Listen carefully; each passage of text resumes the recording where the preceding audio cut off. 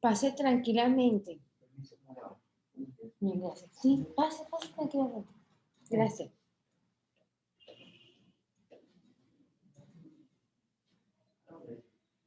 Allá, a mano derecha, a mano izquierda.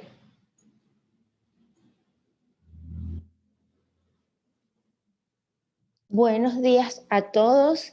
Un gusto saludarlos el día de hoy. Vamos a dar inicio a las presentaciones que teníamos pautadas como parte de la evaluación continua que venimos haciendo en la materia de bioquímica. Vamos a dar inicio con el primer grupo. Voy a compartir el control de las diapositivas para que todos puedan.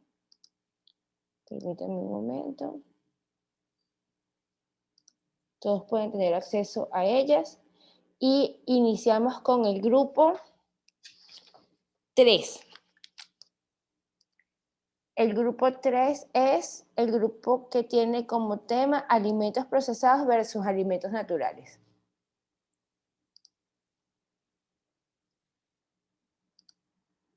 La persona o personas encargadas del grupo 3, por favor. Buenos días, Miss. Buenos días, ¿cómo estás? Buenos días. Ya comparte mi compañera la pantalla. Gracias. Recuerden que para este momento necesita que la persona que va a presentar esté visible en la cámara.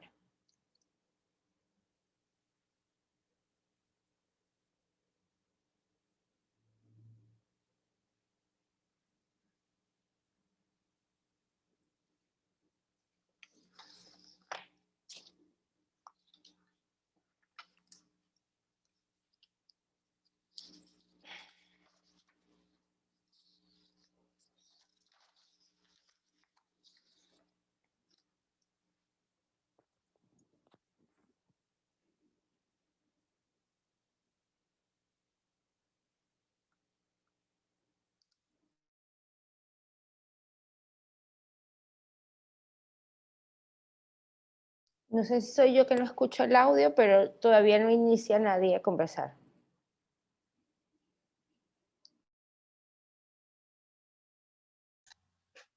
Ya, Miss.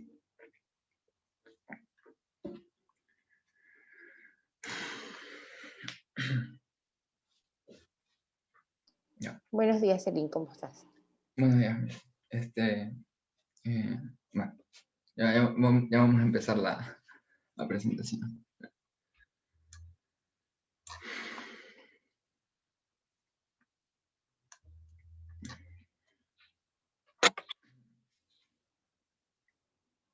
Ya. Buenos días, profesora, compañeros. Nosotros somos el grupo 3. Vamos a hablar sobre alimentos naturales versus alimentos procesados. Los integrantes de nuestro grupo somos Alejandra Aguilar, Ariana Márquez, Gabriela Ruano, Estefanía Vega, Adrián Tomalá y mi persona, Celine Otero.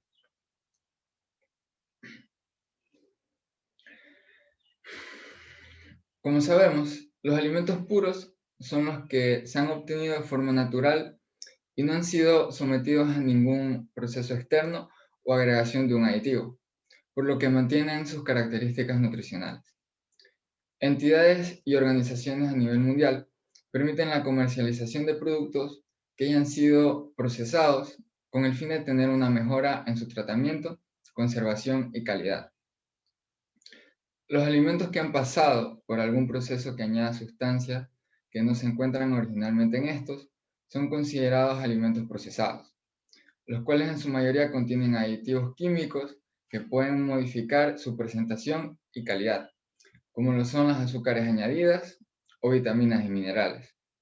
Estos pueden aportar beneficios, pero hay que tener en cuenta que al pasar por estos procesos, el alimento pierde macronutrientes y micronutrientes pertenecientes al mismo, lo que quiere decir que pierde componentes naturales.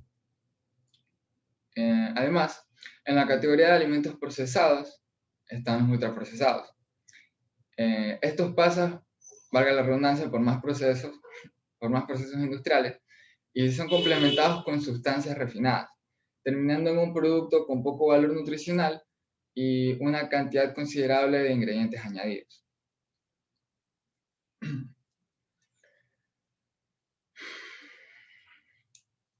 El consumo de alimentos procesados ha sido relacionado a la obesidad, cáncer y demás problemas de la salud con el pasar de los años.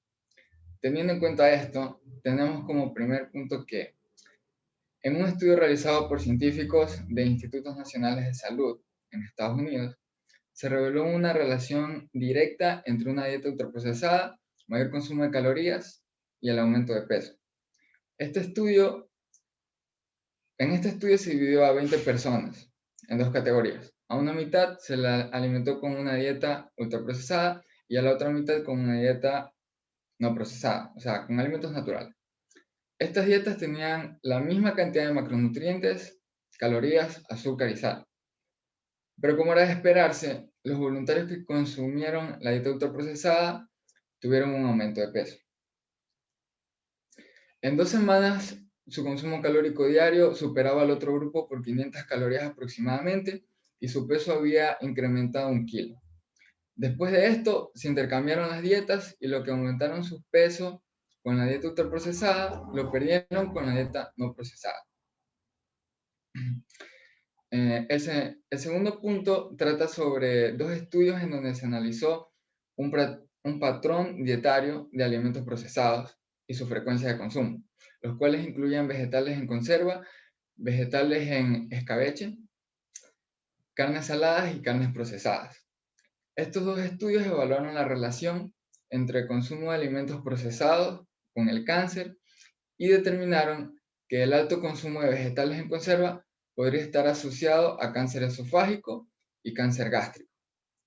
Como tercer punto, tenemos que varios estudios han determinado que los colorantes y edulcorantes han sido los responsables de alteraciones en el organismo de personas que los han consumido, como es el caso del estudio del doctor Frank Fayweather, que determinó que el colorante coaltar, que se utilizó desde 1856, causaba una alteración en los genes, y que no fue hasta 1981 que salió del mercado.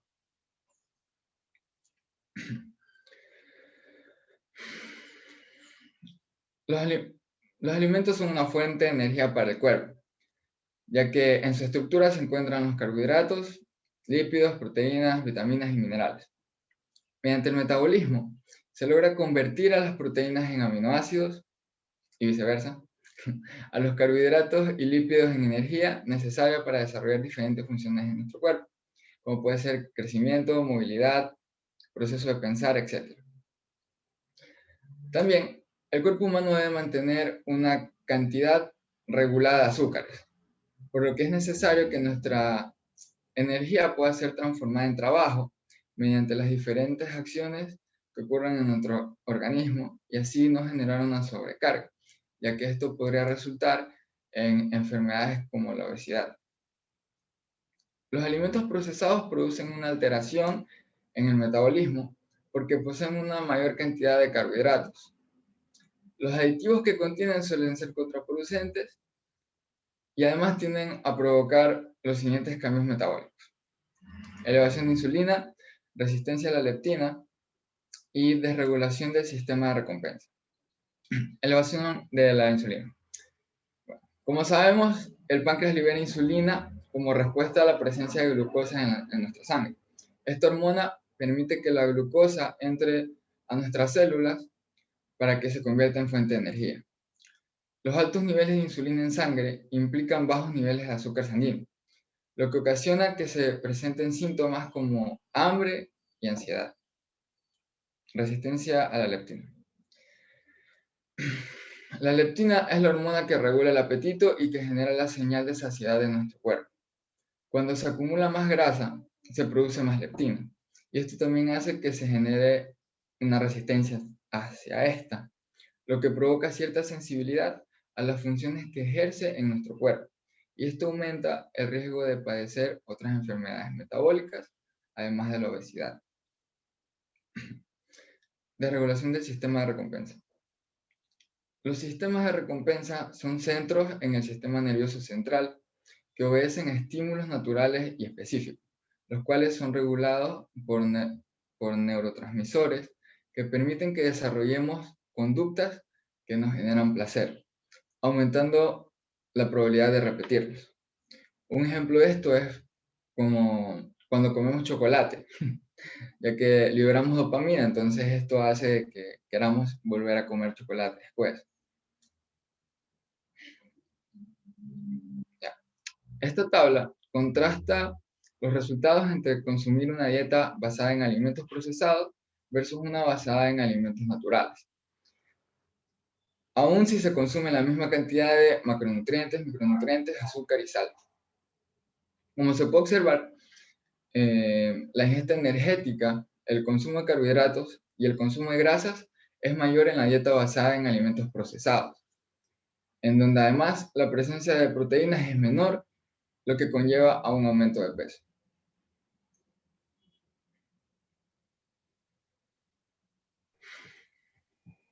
Relación de los alimentos con las hormonas y el sistema nervioso central. En base a las investigaciones y a la información revisada, la comida procesada y la comida ultraprocesada se consume de manera más rápida que los alimentos naturales. Eso conlleva varias consecuencias, tales como el hecho de que la absorción de los nutrientes no se realiza de manera adecuada y además deja a la persona con una sensación de hambre. Al tener esa sensación de hambre, las personas con una dieta procesada comen más que aquellos que tienen una dieta natural. Esto se relaciona al trabajo que realizan las hormonas y a su comunicación con las neuronas.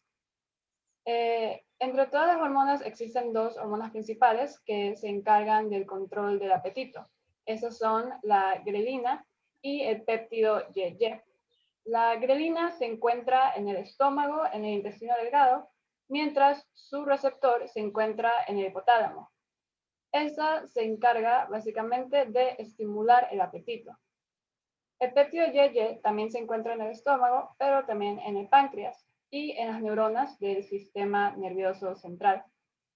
Este, en cambio, se encarga de inhibir el apetito. Por otra parte, tenemos que en el hipotálamo se encuentra una red de vías neuronales, las cuales tienen la función de controlar y regular el hambre y la saciedad.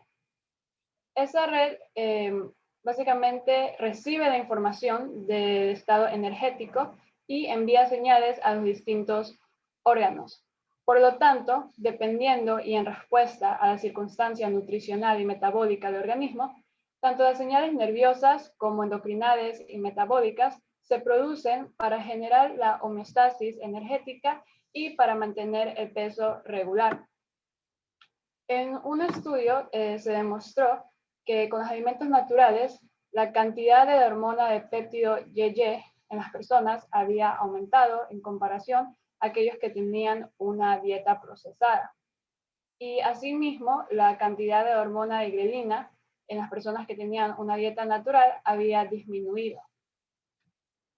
Volviendo a lo que se había comentado inicialmente sobre cómo los alimentos procesados se comían de forma más rápida, usualmente el estómago tarda alrededor de 20 minutos para comunicarle al cerebro que está completamente satisfecho. Por esta razón, cuando se come de manera rápida, acción que ocurre con los alimentos procesados y ultraprocesados, hay un mayor apetito, lo que conlleva a que las personas se excedan en la cantidad de alimentos que ingieren. Y esto resulta en un mayor consumo de las calorías y por ende en un incremento del peso corporal. Es importante mencionar también que muchos de los alimentos procesados hoy en día contienen una gran cantidad de azúcares refinadas. Ese tipo se digiere y se absorbe de forma rápida en el cuerpo. Y lo que hace es que incrementa de forma acelerada y espontánea el nivel de glucosa en la sangre. Y asimismo, como aumenta, va a disminuir rápidamente, lo cual causa nuevamente esa sensación de hambre y hace que el individuo vuelva a comer. Asimismo, muchos de estos alimentos son ricos en grasas, en sales y, como mencionamos, en azúcares, y activa el área o el sector del cerebro que está asociada a la gratificación, al placer y al antojo, las cuales específicamente son el área ventral tegmental el núcleo accumbens, la corteza prefrontal y el hipotálamo lateral. Lo que ocurre es que si uno consume una gran cantidad de esos alimentos procesados frecuentemente, esa actividad en el cerebro se va a repetir y puede causar que se vuelva un hábito alimentarse de esta forma. Finalmente, en la actualidad los alimentos procesados y la comida rápida es una gran parte de la alimentación diaria de muchas personas y eso conlleva resultados negativos.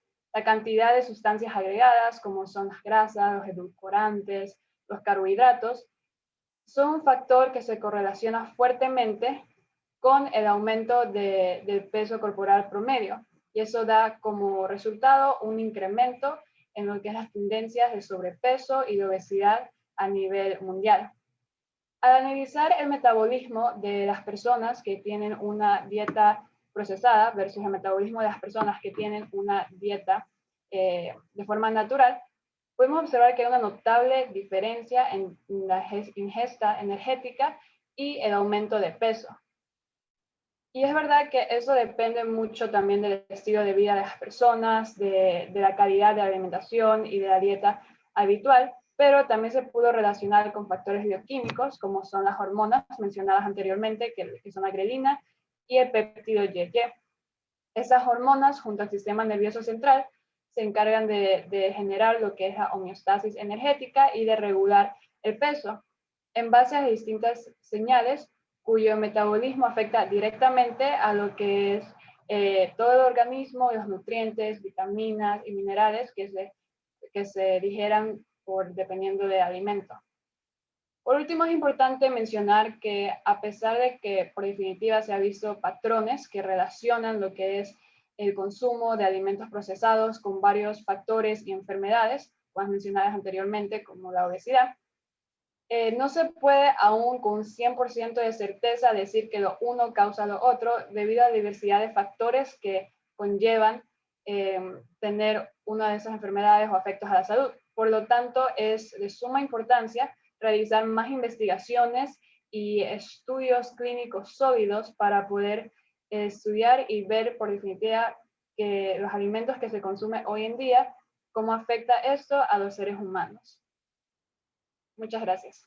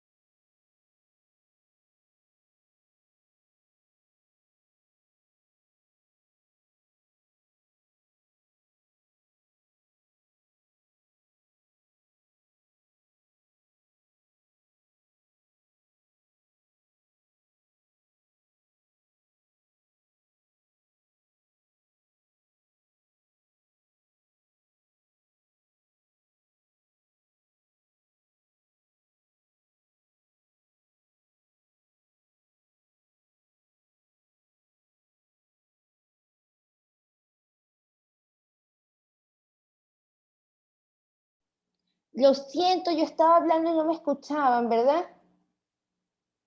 Yo llevo No, por favor. Yo llevo... Ahí voy. Yo llevo un gato hablando, felicitándolos y no me escuchaba. Vuelvo otra vez, lo siento. Hice todo un discurso y no me escucharon. Y yo estaba convencida de que me estaban escuchando. Perdonen, vuelvo a retomar. Los felicito nuevamente a los dos, era lo que estaba diciendo, que felicito tanto a Celine como a Estefanía, por haber hecho una excelente presentación. Los felicito también por ustedes haber tomado la decisión de presentar, porque sé que siempre los pone nerviosos un poco, pero la verdad es que lo hicieron muy bien. Felicito a todo el grupo por la revisión del trabajo, me gustó muchísimo, abordaron todos los puntos que yo creo que eran controversiales en el tema de alimentos procesados versus alimentos naturales. Les comentaba que tenía una pregunta, bueno, yo llevaba un rato hablando, les comentaba que tenía una pregunta, pero que me quedó resuelta durante la presentación, porque me llamó la atención el tema de unas dietas similares con respecto a macros y micronutrientes que dijo inicialmente Celine, y que estaba asociada con el grupo de los que tenían alimentos superprocesados o sobreprocesados, que tenían un incremento en el peso, pero ya después me quedó claro que se debía a que tenían diferente cantidad de calorías, porque tenían una diferencia de 500 calorías a pesar de tener el mismo balance de nutrientes y micronutrientes. Esa parte me pareció muy interesante, ese estudio. También me gustó mucho todo el tema que abordaron acerca de las vitaminas, perdón, de las hormonas, de la comunicación entre las hormonas, y el tema que tocó Estefanía finalmente acerca, y la conclusión acerca de que no se puede hacer una asociación directa con el cáncer y este tipo de alimentos, a pesar de que puede haber un efecto, no hay una asociación porque muchas veces estas enfermedades son multifactoriales. Y terminaba diciendo si alguno de los compañeros quiere hacer alguna pregunta con respecto al trabajo. Yo no tengo ninguna pregunta, la verdad es que me gustó muchísimo el trabajo, no sé si tenemos como 2 minutos para que alguno de los compañeros y que diga el grupo que pueda hacer alguna pregunta. La puede hacer abriendo el micrófono o la puede hacer vía chat. Y también les digo que durante la presentación pueden hacer alguna pregunta vía chat que yo las estaré leyendo para el grupo que esté presentando. ¿Alguna pregunta? Miss, yo tengo una pregunta. Gracias. Quería preguntar por qué no es recomendable el consumo de dietas procesadas, si, o sea, como se expuso, la ingesta de estas presenta una ingesta precisamente energética mayor que la adquirida con una dieta basada en los alimentos naturales. Por favor, ¿pueden contestar cualquiera de los dos?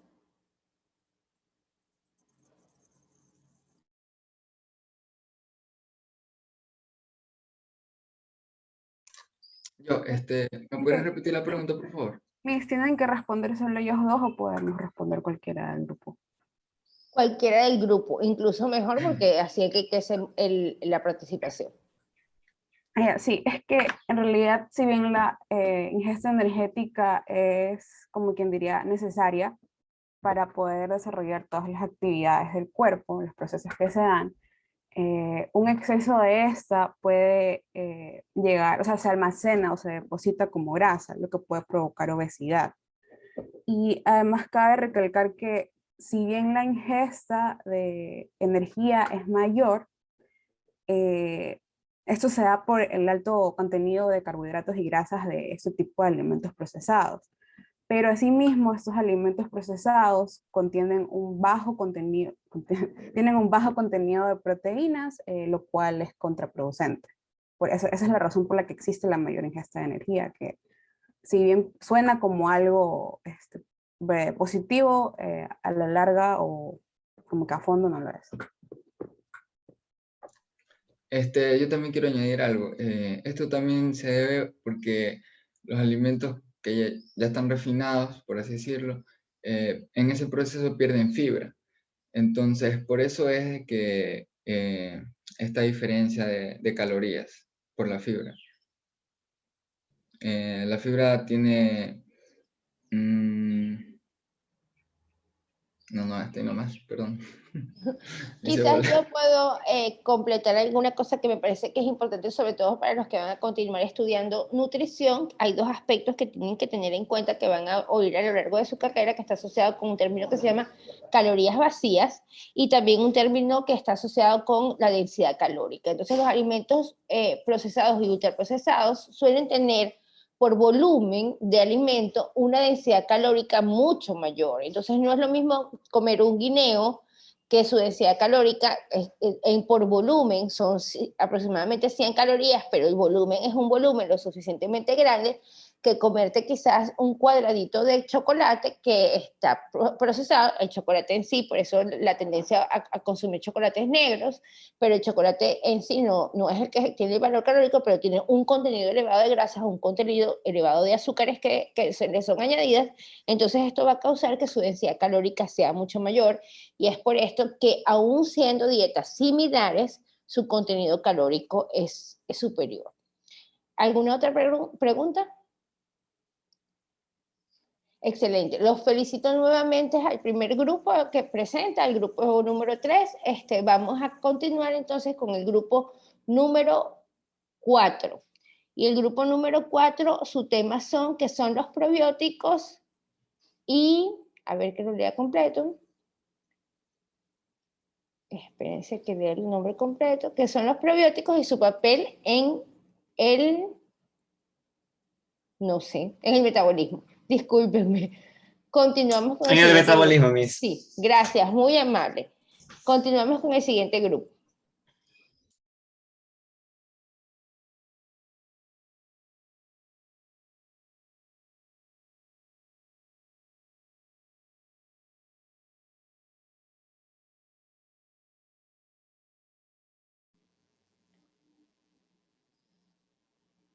Yo aún no puedo ver que estés compartiendo. Dice que Fiorella está compartiendo, pero todavía no veo la pantalla. Todavía se mantiene en la pantalla anterior.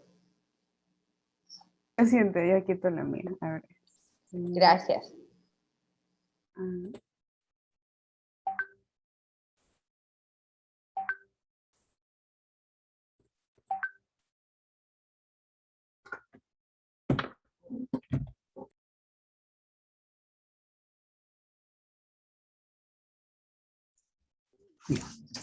Bien, buenos días con todos. Mi nombre es Luis Quinteros. Somos del grupo 4 y el tema que le vamos a presentar son los probióticos y su papel en el metabolismo. ¿Pero qué son los probióticos? Bueno, los probióticos son microorganismos no patógenos que después de la ingesta de una cierta cantidad ejercen beneficios sobre la salud más allá de la nutrición básica natural. Al ser ingeridos de distintas formas, manifiestan sus particulares efectos sobre la salud.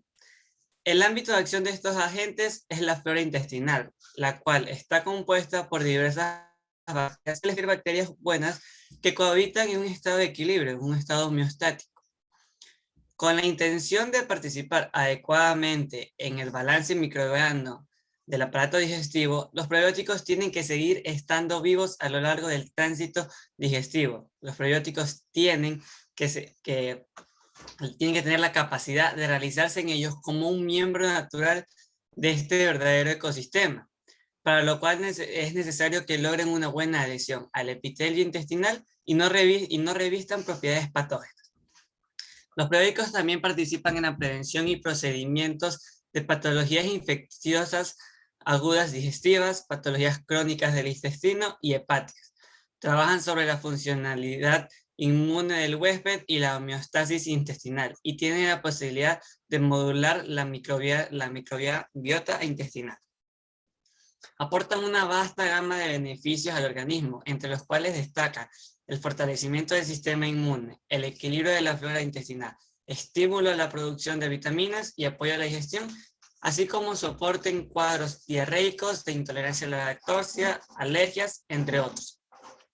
Los productos lácteos conforman un sorprendente transporte para los probióticos, debido a que los ayudan a salvaguardar de los altos niveles de ácido de nuestro estómago y de la concentración de bilis del intestino, que tienen la posibilidad de influir o borrar cierta cantidad de estos probióticos.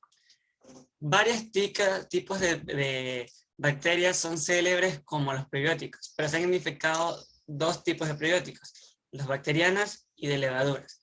Entre los bacterianas, los más comunes son el Lactobacillus sp y el Bifidobacterium sp. El único prebiótico de levadura reconocido es el Saccharomyces boulardii, el cual es utilizado para distintas formas de tratar la diarrea y establece sus propiedades y mecanismos de acción sobre las diferencias con los prebióticos bacterianos. ¿Pero qué antecedentes tenemos? Bueno, a pesar de que ya existían algunas observaciones, estas no tuvieron tanto éxito debido a resultados muy positivos. Es por ello que este concepto no está científicamente comprobado. La década de los 90 fue considerado la era de los probióticos. Este término fue tomando mayor importancia. Las primeras observaciones surgieron por el científico ruso Elif Mednikov, que desarrolló una dieta con leche fermentada con una bacteria a la que denominó Bulgarian bacillus. La terapia con probióticos dio un gran paso hacia la realidad en 1930, cuando el microbiólogo japonés Minoru Shirota descubrió por primera vez la flora bacteriana que sobrevivía al paso por el intestino después de la ingesta. Estos esfuerzos condujeron a la primera bebida fermentada que contiene bacterias, que se comercializó como Yakult en 1935. Un producto que se sigue fabricando y vendiendo en todo el mundo en la actualidad. La definición de prebiótico evolucionando. La implementación de este término se le atribuye por primera vez a Lilly y Stilwell en 1965. Ellos propusieron que los prebióticos eran sustancias secretadas por un microorganismo que estimula el incremento de otros. Y más adelante, Roy Fuller lo definió como un complemento alimenticio a base de microorganismos vivos y vitales que hagan beneficio a la actividad microbiana intestinal. En 2007, la Organización Mundial de Gastroenterología, ratificó el término ya mencionado, el de que los probióticos son microorganismos vivos no patógenos que después de la ingesta de cierta cantidad ejercen beneficios sobre la salud más allá de la básica nutricional. Desde finales de 1930 en adelante, el interés por los probióticos gradualmente fue disminuyendo, como la depresión, la Segunda Guerra Mundial y el descubrimiento y las proliferaciones de varios antibióticos. Sin embargo, las tendencias mundiales desde la década de 1980 hasta la presente han incluido el aumento de la resistencia a los antimicrobianos, la investigación y el desarrollo del farmacéutico. En 1994, la aprobación de la Ley de Educación y Salud de Suplementos Dietéticos de SHEA condujo a un crecimiento espectacular en las ventas de productos comercializados como prebióticos, puesto que esta legislación permitía que estos agentes se comercialicen como suplementos dietéticos sin tener que pasar todo el proceso riguroso de ser un medicamento recetado. Desde entonces, el marketing y las ventas de productos probióticos ha crecido exponencialmente. Muchas gracias. Continuación mi compañera.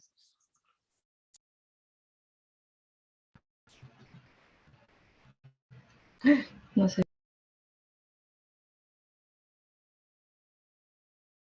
Sí se ve, sí se me escucha. Sí te escuchamos bien, Ángeles, lo que pasa es que tienes muy mala iluminación, pero no te preocupes, puedes comenzar. Ya. Los probióticos tienen diversos efectos en el ecosistema intestinal que consisten en mejorarlo, reforzar su fuerza reforzar su función de barrera, potenciar la respuesta inmunitaria y disminuir la inflamación. Es por esto que se los debe identificar por medio de determinadas cepas, ya que no a todos los alimentos que contienen probióticos se les puede atribuir los mismos efectos. Y por consiguiente, para elegir las cepas probióticas, es necesario seguir una serie de protocolos con experimentación clásica con ensayos que consisten en la participación en humanos, aleatorios, doble ciego y controlados por placebo. Siguiente, por favor.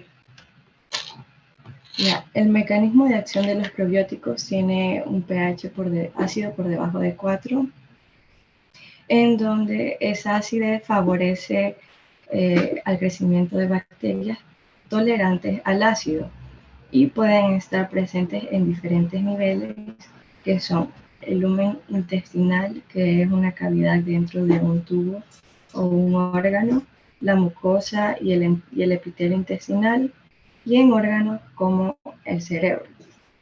Siguiente, por favor. Ya. Los alimentos con probióticos modifican la bioquímica del organismo y el papel que desempeñan estos alimentos con probióticos dentro del metabolismo humano. Es por eso que presentan diversas funciones como proteger al organismo de bacterias nocivas, la correcta digestión de los alimentos, sintetizar la vitamina B y la vitamina K y reforzar el sistema inmunológico. Siguiente. Gracias.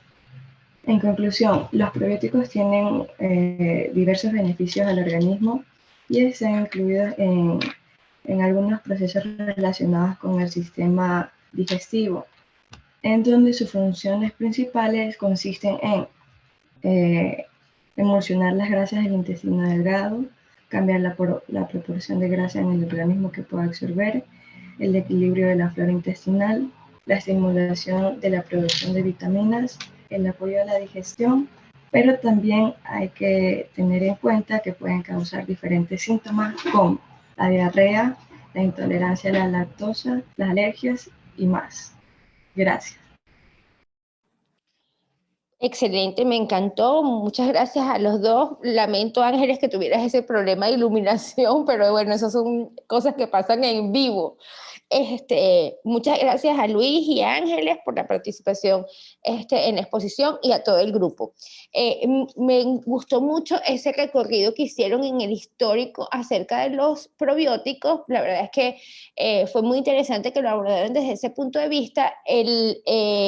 Y me pareció muy interesante que en la imagen ustedes muestran que desde 1906 ya se hablaba de los probióticos, pero es hasta los 90 que se consideran a los probióticos como el papel realmente de los probióticos. Quisiera saber si en el grupo discutieron del conocimiento previo que tenían acerca de la información de los probióticos. Si ustedes ya habían escuchado de los probióticos y en qué términos, es decir, cómo lo habían visto ustedes desde el punto, si lo habían visto como grupo y cómo lo habían asociado ustedes con la vida cotidiana. Si alguien en el grupo ya había escuchado hablar de los probióticos y desde qué punto de vista lo había visto. Buenos días, Miss. Carmen, buenos días. Sí, bueno, entre nosotros lo que habíamos escuchado de probióticos básicamente era lo que se comercializaba, como que existían probióticos que se consumían por medio de alimentos suplementarios o alimentos funcionales, o básicamente para como indicaciones clínicas o médicas. Sin embargo, nos dimos cuenta que los probióticos tienen más allá de realmente qué es lo que significa o la definición de un probiótico, porque uno hablaba del tema, pero no sabíamos que estos eran microorganismos vivos no patógenos que se relacionaban e interactuaban directamente con la microbiota intestinal, que es un tema que nos pareció muy interesante y en lo que está dentro de las conclusiones. Muchas gracias, Carlos. Muy linda tu respuesta. Además que realmente ellos aportan un metabolismo dentro de nuestro metabolismo. Y quiero que ustedes también, aprovechando antes de que cualquiera otro haga alguna pregunta, que este microbioma no solamente está en humanos, que obviamente la presentación ustedes la canalizaron hacia la parte humana, pero hoy en día hablamos de microbiomas presentes, por ejemplo, en las plantas, es decir, microorganismos que conviven con la planta y aportan al metabolismo de las plantas. Microbiomas en el ambiente, y hay personas que trabajan incluso, por ejemplo, transformación de un ambiente en base al cambio del microbioma. Actualmente en la industria camaronera y en la piscicultura se están haciendo grandes esfuerzos para utilizar a estos microorganismos y sustituir, por ejemplo, malas prácticas como uso de antibióticos. Entonces utilizan probióticos y estos probióticos hacen su papel regulando la presencia de microorganismos. Entonces, me pareció muy buena la presentación y acoto esta otra versatilidad que tienen los probióticos. ¿Alguna pregunta por parte de los compañeros? Yo tengo una pregunta. Gracias, Bayro. Ahí decía que los son microorganismos vivos. Entonces, ¿cómo se conservan? Supongo que tienen un ciclo, algún rato van a morir. ¿Cómo se conservan los probióticos? Ajá, a ver si el grupo tiene claro y si no lo contesto yo.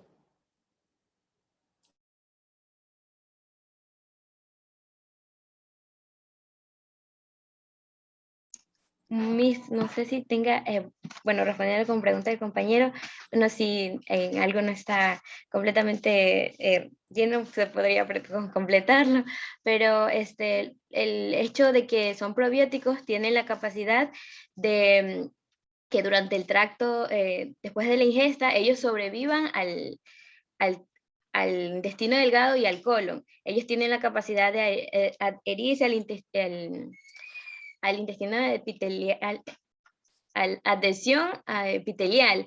Entonces, hace que ellos resistan esto, y estas son las características de los probióticos.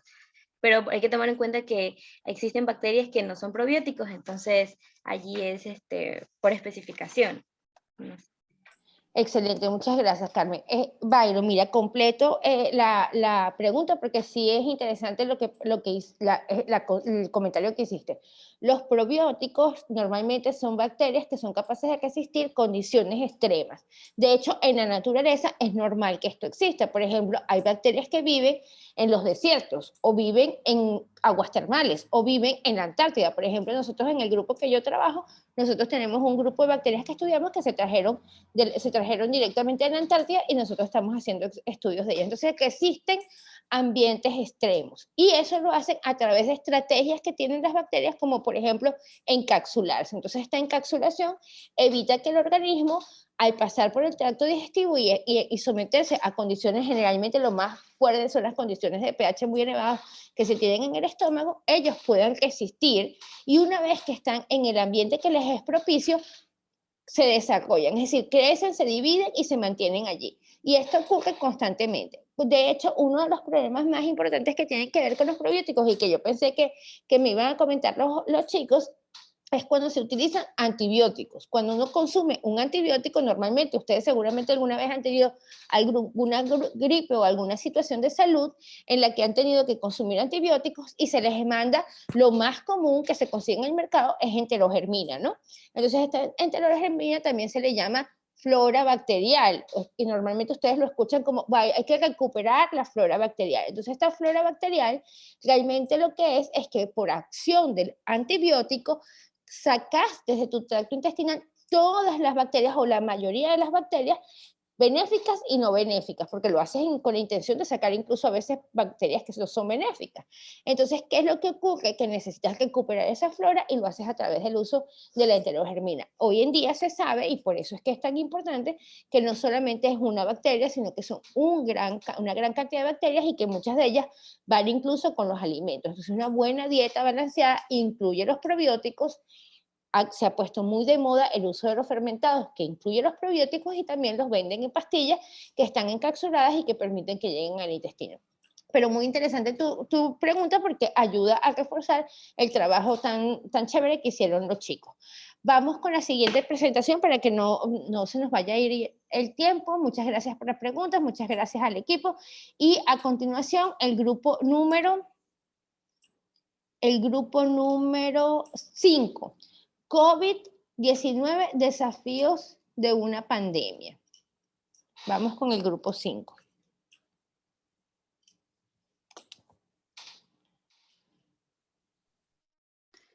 Buenos Sí, está días. compartiendo la pantalla, ¿no? Sí, ya se visualiza.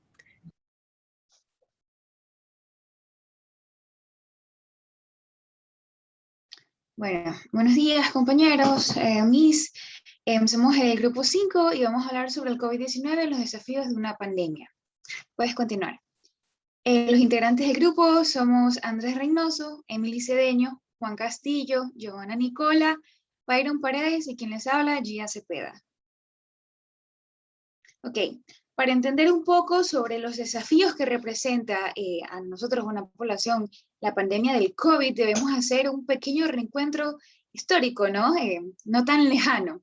Bueno, se comienza a escuchar de este virus a partir de diciembre del 2019 en China, Wuhan, en donde se daban casos de personas que, bueno, en un principio, como se desconocía del virus, de una sospechosa neumonía, pero por causas desconocidas. La situación se fue agravando, personas morían en la calle, y de la incidencia del problema, bueno, se descubrió que era causado por un nuevo virus, al que se denominó COVID-19 por la fecha en la que se descubrió. Continúa. Bueno, se oficializa como pandemia el 11 de marzo de 2020 por el director general de la OMS, Tedros Adhanom. Ahora, fue a partir de este momento en donde se comienza a desplegar la carta de los desafíos, ¿no? Porque para enfrentar a la pandemia, bueno, tuvimos que adoptar nuevas medidas. Sin embargo, en un inicio estaba todo muy, no sé, dudoso, muchas especulaciones, mucha desinformación en el medio, incluso con las medidas de protección. Un ejemplo de ellos es que, bueno, con la recomendación de uso de mascarillas y la constante desinfección, se confundió en un inicio, e incluso se hizo obligatorio el uso de guantes para que poco después la OMS declarara que no era necesario y que al contrario, más efectivo era un constante lavado de manos o una desinfección con alcohol, con agentes desinfectantes, a que usar guantes, porque aún puede haber un contacto en la superficie del guante y un roce por las vías respiratorias, y el contagio iba a ser igual de efectivo.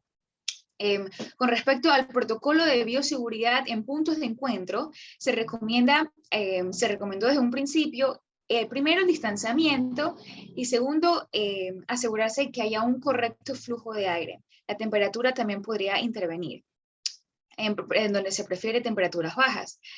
Ahora, una de las principales desafíos que hasta el día de hoy estamos enfrentando y terminándonos de adaptar, ¿no? Es el salto a la virtualidad y el confinamiento. Con el objetivo, por supuesto, de frenar los contagios. Este salto de virtualidad se dio en todo aspecto posible, desde laboral hasta el académico, y es algo que, bueno, si bien asegura el freno de la morbilidad del virus, tiene consigo una serie de consecuencias, ¿no? Al que mencionaré levemente, que puede ser la ansiedad por el encierro, por la falta de contacto y demás, ¿no? No me voy a explayar mucho en eso. Continúa. Bueno, creo yo que nos situamos ahora en el desafío principal en la actualidad, que son las vacunas.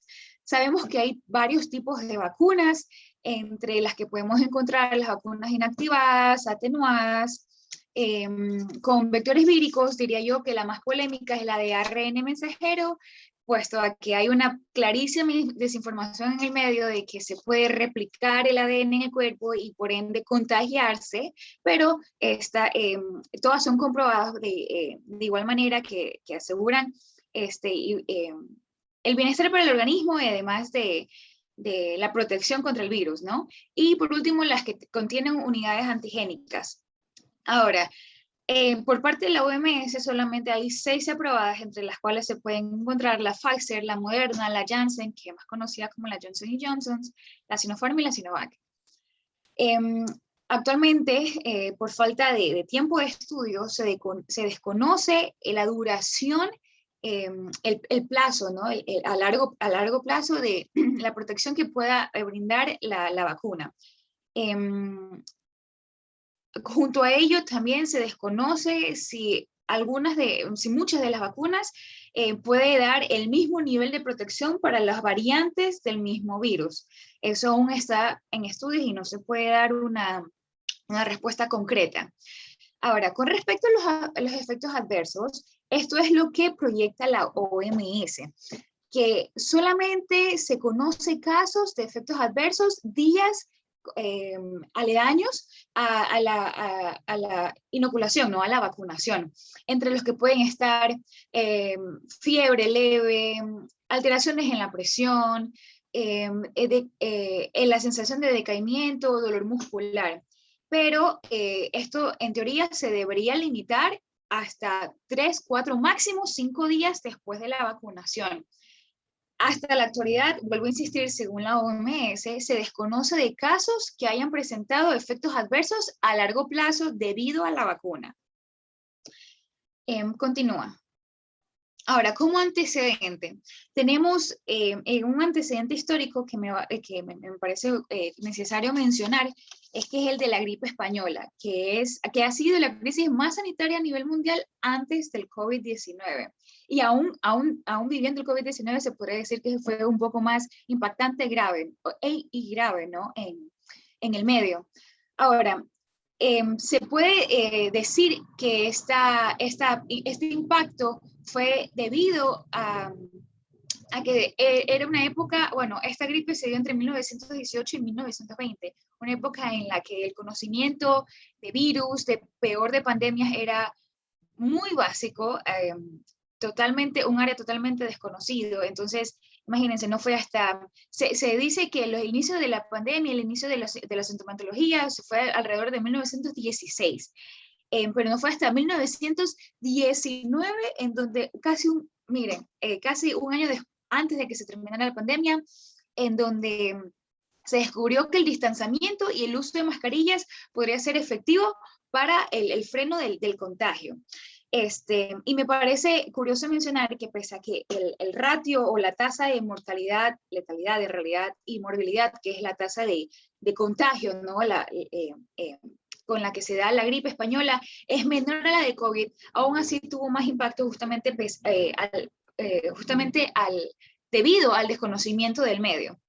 Eso como antecedente histórico. Ahora, con respecto a los virus zoonóticos, me olvidé mencionar que el coronavirus también es un virus zoonótico, ¿no? Y que entre las teorías que se mantienen incluso por la OMS está que se originó,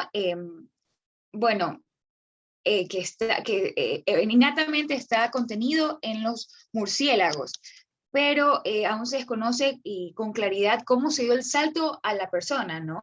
Hay un par de teorías que tal vez fue un salto directo por el consumo que se da de los murciélagos en China, o también por los mercados negros, en donde mantienen acorralados a los animales. La teoría es que también se pudo dar del murciélago a otro animal como el gato, y del gato a la persona, mediante la ingesta. Ahora, sabiendo que este virus zoonótico, debemos tener claro que en realidad no es el primero que se presenta y que han habido algunos en estas últimas décadas, en este último siglo,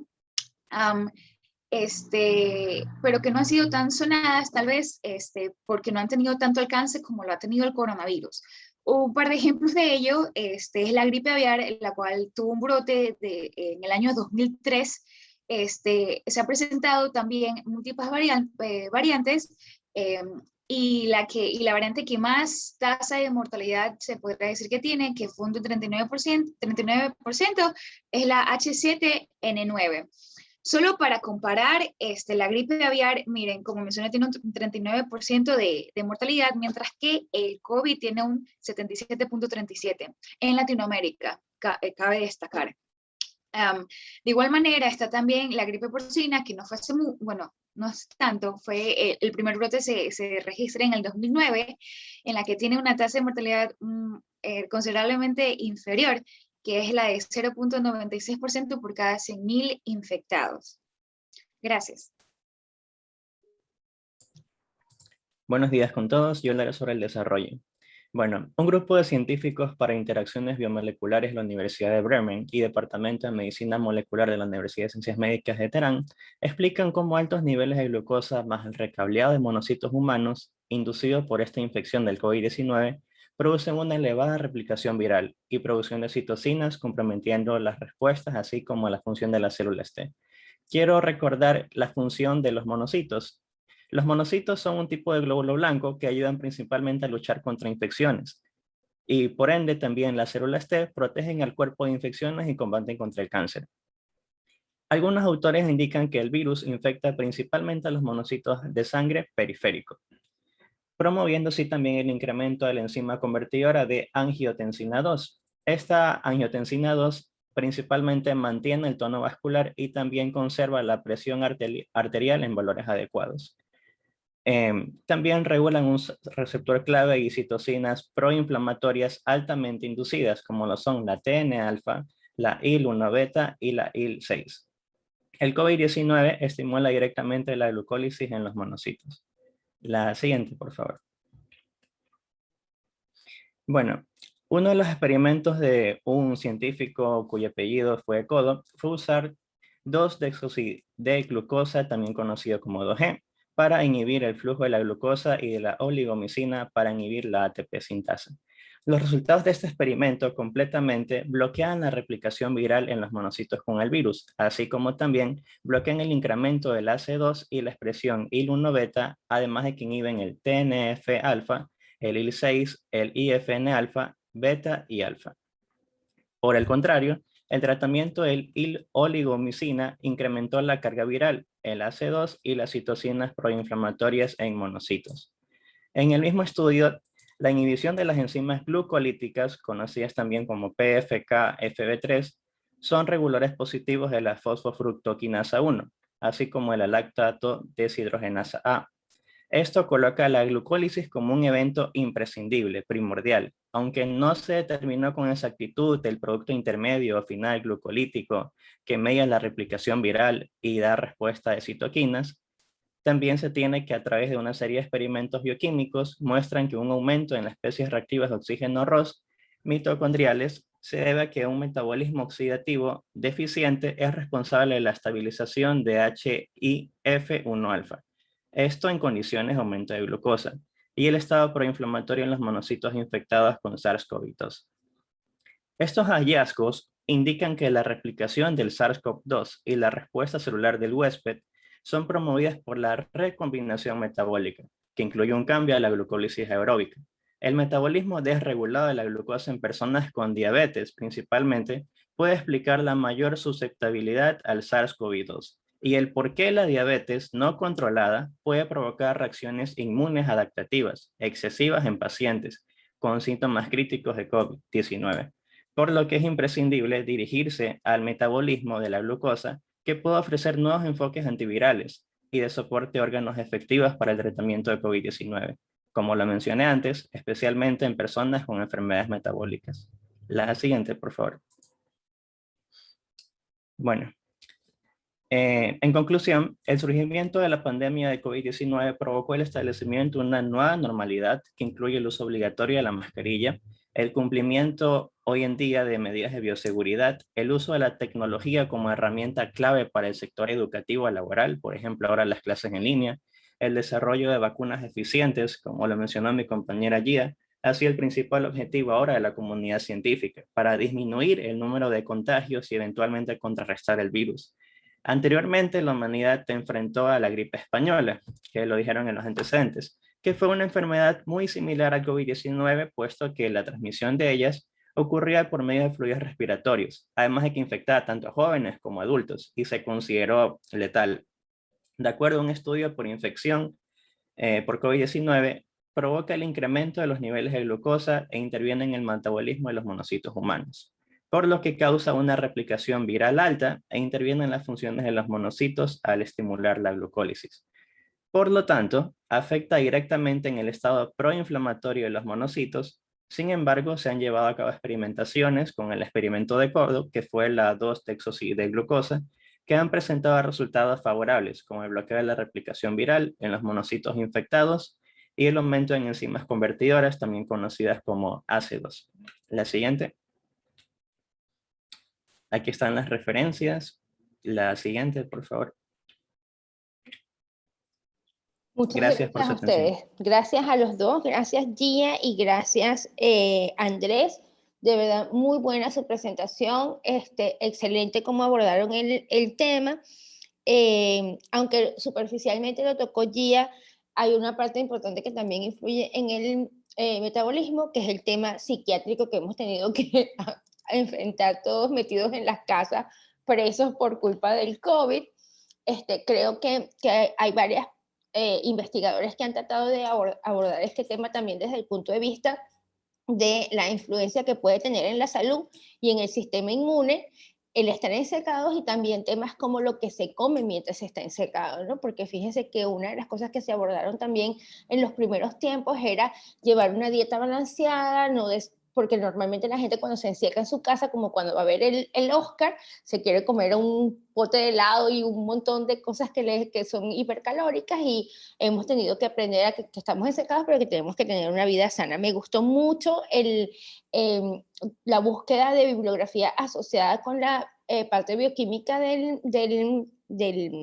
organismo, así como también lo que estuvo relacionado con las vacunas, que las vacunas fue un gran desafío. Y el aspecto histórico, te lo agradezco que lo hayan tocado también, porque el aspecto histórico del COVID versus la pandemia de la gripe española tiene que ver con uno de los aspectos más importantes que de un desafío, ¿no? En su momento, la gripe española no se supo tanto de ella en el tiempo, primero porque estaba en curso una guerra, y luego porque además de eso estábamos en un mundo que no era digital, ¿no? Y actualmente nosotros sabemos mucho más, tenemos más conocimiento y también a veces más desconocimiento por el hecho de que tenemos un acceso al mundo digital. Y yo pienso que una de las cosas que ha sido significativa en este momento fue un salto en varias dimensiones. Como comentaba Andrés, nosotros hemos tenido que modificar nuestro estilo de vida, pero también nuestra manera de comunicarnos, este tipo de reuniones que podemos hacer virtuales, a pesar de que no estamos físicamente, pero podemos seguir avanzando, es un gran desafío. Que yo, como siempre, les tengo que hacer alguna pregunta y quiero saber qué piensan ustedes con respecto a la diabetes como enfermedad asociada con el COVID. ¿Ustedes creen que hay una vinculación directa entre estas dos enfermedades?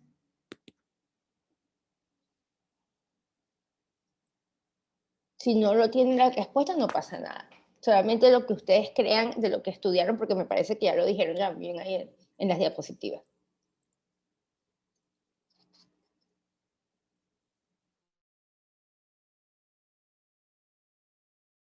Pueden ser los expositores o cualquiera de los que forman parte del grupo.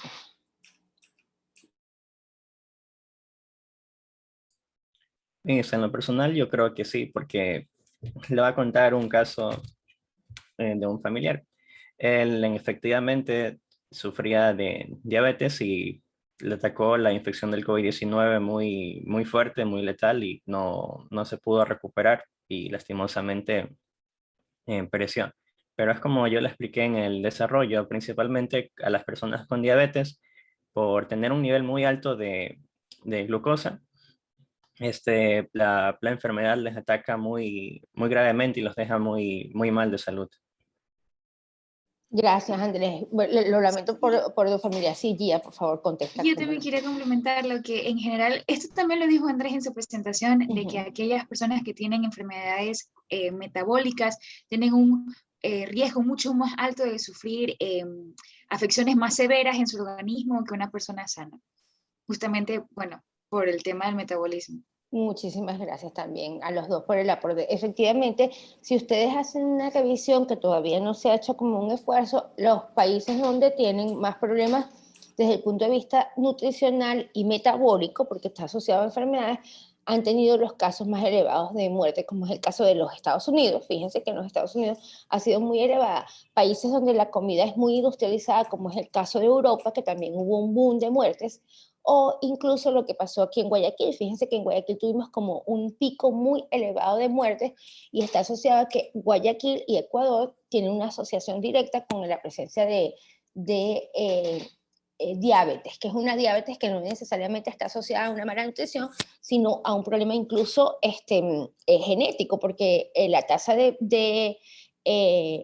diabetes en Ecuador no es normal. De hecho, o sea, hay estudios que se hacen desde varios puntos de vista de que por qué se tiene esa tasa tan elevada de diabetes en el país. Entonces, es interesante Eso, y ahora también lo de enfermedades colaterales asociadas a la diabetes y al COVID, como es el caso del hongo negro que se está viendo en la India. Yo no sé si ustedes lo han visto, pero entonces vemos que esa asociación viene incluso posterior al COVID a permitir dejar un espacio para el desarrollo de nuevas enfermedades. Y creo que uno de los desafíos también, y quiero que les quede a todos, ha sido el ver el desarrollo y comprender una enfermedad por primera vez en vivo. Es decir, nosotros hemos tenido como seres humanos una situación en la que hemos visto que apareció una enfermedad, hemos visto el desarrollo de la enfermedad, entender la enfermedad. Fíjense que en momentos decía que quemen a todas las personas que se mueren de COVID y no se les haga autopsia, y gracias a Dios a las decisiones de hacer autopsia hemos visto ahora otras enfermedades colaterales como los ACV, los accidentes cerebrovasculares, los coágulos. Entonces, hemos tenido la oportunidad de, en un año, ir viendo la modificación de esta enfermedad prácticamente en vivo, y entonces eso también ha sido un gran desafío para nosotros. ¿Alguna pregunta de los compañeros? Sí, Andrés. Usted mencionó al hongo negro. Yo justo sobre eso hice una investigación en microbiología y se le conoce también como mucormicosis, que es una infección muy extraña, pero algo que me llamó mucho la atención es que principalmente afecta a la pérdida de visión. Por ejemplo, más del 80% de los pacientes pierden la visión y muchos médicos recurren a medidas drásticas como destriparles el ojo. Eso en lo personal me impactó. Horrible, esa parte no lo sabía. Sí sabía que era de muy difícil tratamiento, porque parece ser que el tratamiento para el hongo negro supera como 3 o 4 veces el tiempo que tiene que estar en hospitalización una persona por COVID. Entonces eso hace que sea más complicado, porque tienes pacientes con COVID, tienes pacientes con esta enfermedad y se hace muy complejo. ¿Alguna pregunta por parte de los compañeros?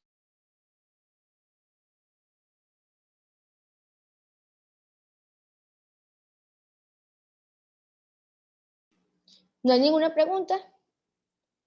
Vale, excelente. Pasamos entonces al siguiente grupo. Muchas gracias, los felicito nuevamente. Muy interesante. Podríamos estar hablando de muchos de los aspectos que tocaron respecto a este tema. Muchas gracias a los dos y al grupo completo. Vamos con el grupo número 1. Que el grupo número 1, por favor. El grupo número 1 es intolerancias y alergias y la individualidad genética.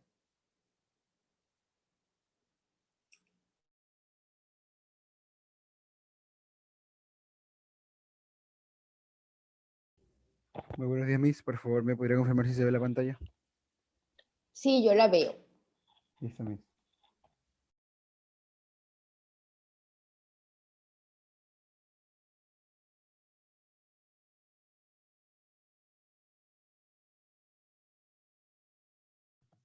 Buenos días, Miss.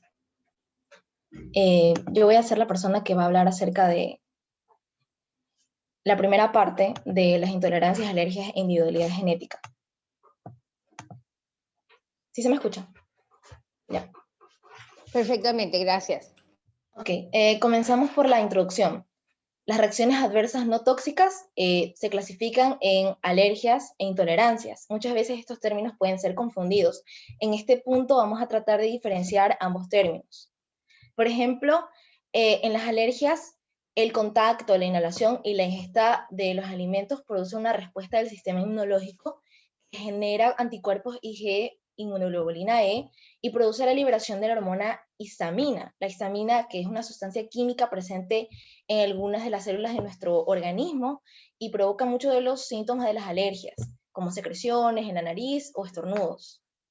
La reacción en las alergias es inmediata, aproximadamente en 2 horas, y los síntomas frecuentes asociados a las alergias son, por ejemplo, respiratorios, que involucran el asma, cutáneos, a la urticaria, gastrointestinales al vómito y sistemáticos al edema.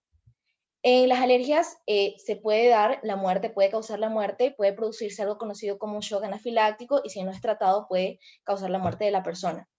Las intolerancias, en cambio, se producen solamente por la ingesta del alimento en cuestión, que produce una respuesta del sistema digestivo, es decir, afecta al metabolismo, genera anticuerpos IgE de inmunoglobulina G y produce una liberación de sustancias inflamatorias. La reacción en las intolerancias es lenta y difusa, aproximadamente de 2 a 48 horas, y conduce a patologías crónicas como trastornos gastrointestinales, molestias respiratorias, alteraciones musculares, y los síntomas frecuentes en las intolerancias son, por ejemplo, los gases y la hinchazón. Además, no precisa necesariamente la muerte, no es causa de muerte. Siguiente. Entre los alimentos más comunes que causan alergias se destacan, por ejemplo, el huevo, la leche de vaca, el pescado, el trigo, la soya, el maní.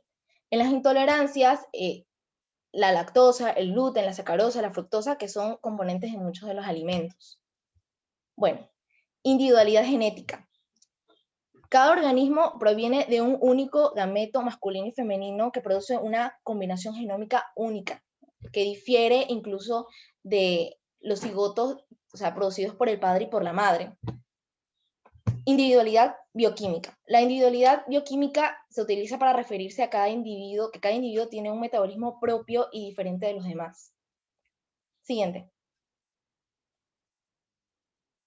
Reacciones adversas no tóxicas. En su mayoría son de origen enzimático, que es la imposibilidad de metabolizar ciertas sustancias presentes en alimentos debido a déficits enzimáticos. Pueden ir desde intolerancias metabólicas leves, o sea, se refiere a la intolerancia en la cual el organismo no digiere bien o no metaboliza bien ciertas sustancias del alimento de forma idónea, es decir, parcialmente, y puede llegar a ser crónicas. Por ejemplo, en este tipo de intolerancia sucede que cuando se ha dejado, o sea, el cuerpo ha dejado de producir las enzimas digestivas que se encargan de la digestión de dicho alimento. Esto hace que la persona no pueda volver a consumir estos productos.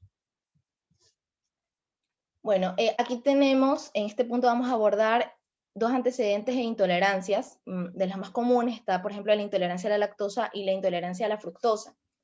La intolerancia a la lactosa puede ser intolerancia primaria o permanente. Se produce una disminución de la actividad de la lactasa a partir del destete, es de origen étnico.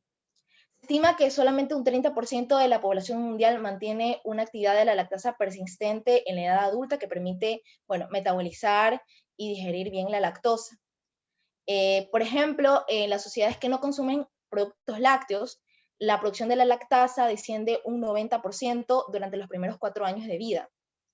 Y en las poblaciones, en cambio, en las cuales los lácteos se consumen habitualmente durante muchos años, se ha detectado una mutación en el cromosoma 2 que permite mantener concentraciones suficientes de lactasa para mantener una correcta absorción, valga la redundancia, de la lactosa.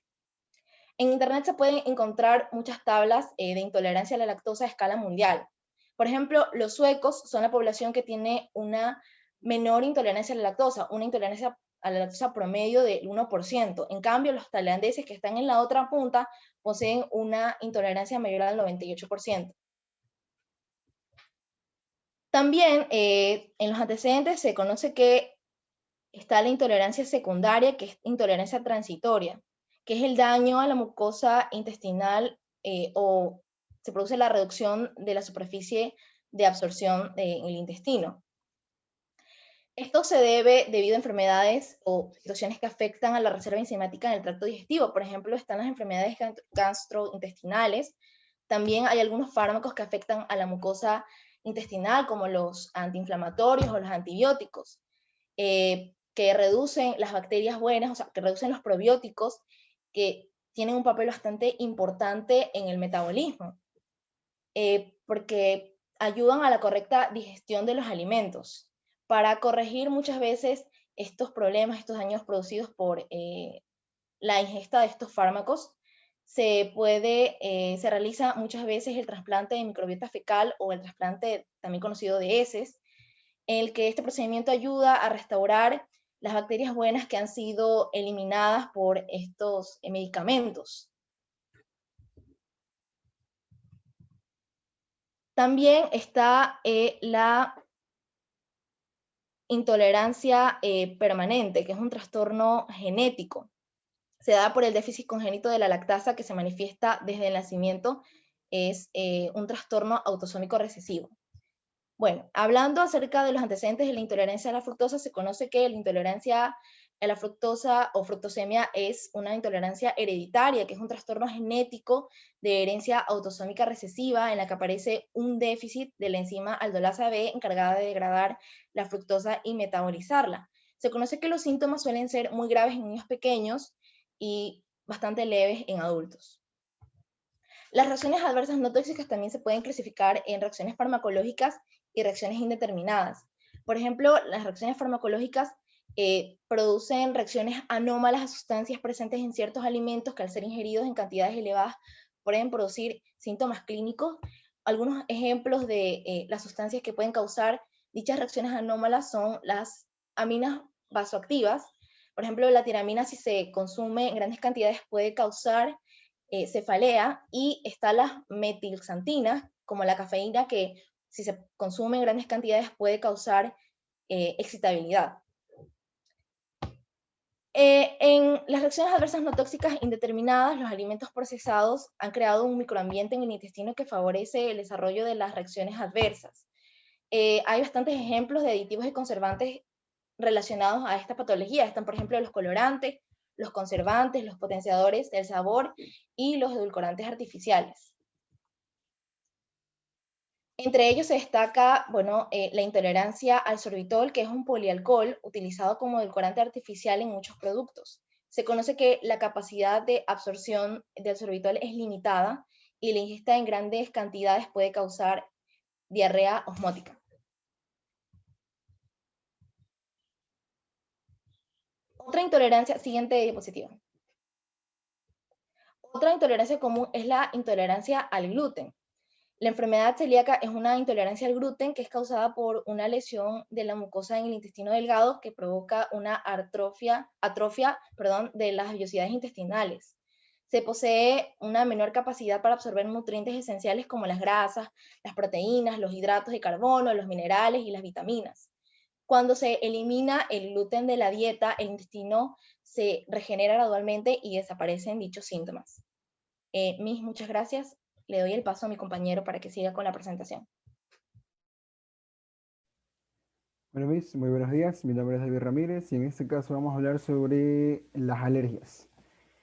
La verdad es que, de hecho, yo escogí precisamente este tema porque pues padezco una alergia e incluso ayer justamente estaba sufriendo de mis ataques, estos alérgicos que me dan. Pero primero deberíamos empezar con los antecedentes. Pues hace 3000 años ocurrió un acontecimiento histórico, y es que se registró el primer registro de muerte por shock anafiláctico. Como le dijo mi compañera antes, es un pequeño shock que le da a la persona que le puede causar la muerte. Esto debido a algún alérgeno. Puede verse a diferentes factores que vamos a ver más adelante, como existen los diferentes alérgenos, pero en este caso se dio por una picadura de abeja. También en China se utilizaba la efedrina para tratar el asma del emperador Shen Nung. En Roma y Grecia se relató la importancia de los alérgenos y sus síntomas. Primero hay que empezar con la definición de qué son las alergias. Sobeldía en el 2012 la define como una respuesta exagerada del sistema inmunitario para sustancias inocuas. Esto es muy relevante debido a que pues, los casos de alergias que se conocen, por ejemplo, son diferentes, que vamos a ver a continuación y que incluso está en la fotito que se encuentra abajo en la diapositiva. Son pequeños alérgenos que no para todas las personas significa algo grave. En mi caso, de la persona que les está exponiendo, yo soy alérgico al polvo. Yo medio toco algún polvo o inhalo algún polvo cuando ando en mi cuarto o incluso en cualquier lugar, me sucede enseguida lo que sería la picazón de la nariz.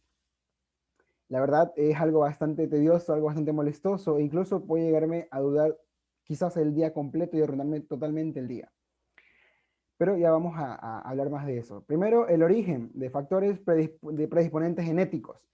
En mi caso, como les digo, o sea, no soy mejor expositor que quien les habla para decirles cómo se siente, pues directamente diría que esto proviene de mi padre, pues mi padre también es alérgico al polvo, e incluso mi hermano más mayor.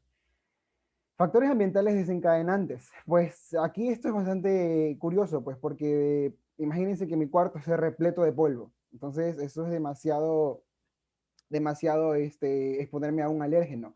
Y no solo mi cuarto, sino que, por ejemplo, cualquier alérgeno, que en este caso también es el polen puede llegar a hacerlo, Algún alérgico al polen, al exponerse a algunas flores, al bosque, al medio ambiente, puede llegar a ser un poco molestoso e incluso, como dijo mi compañera en la primera diapositiva, puede llegar a ser mortal.